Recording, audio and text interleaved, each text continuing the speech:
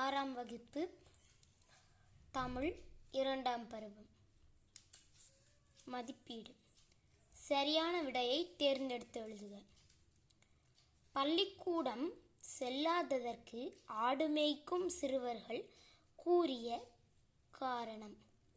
ஊரில் பள்ளிக்கூடம் இல்லை. ஆ. பசியின்றி என்னும் சொல்லை பிரித்து எழுத கிடைப்பது பசி கூட்டல் இன்றி. ஆ.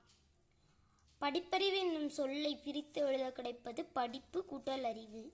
ஆ. காடு கூட்டல் ஆறு என்பதனை சேர்த்து எழுத கிடைக்கும் சொல் காட்டாறு. ஆ.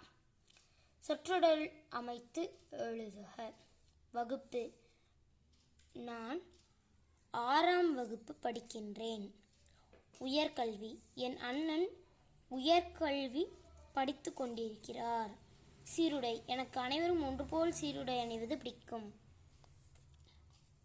கோடிட்ட இடங்களை நிரப்புக. குழந்தைகள் பள்ளியில் ஏற்றத்தாழ்வின்றி படிக்க சீருடை அறிமுகப்படுத்தினார். காமராசரை கல்விக்கண் திறந்தவர் என மனமாற பாராட்டியவர் தந்தை பெரியார். நன்றி.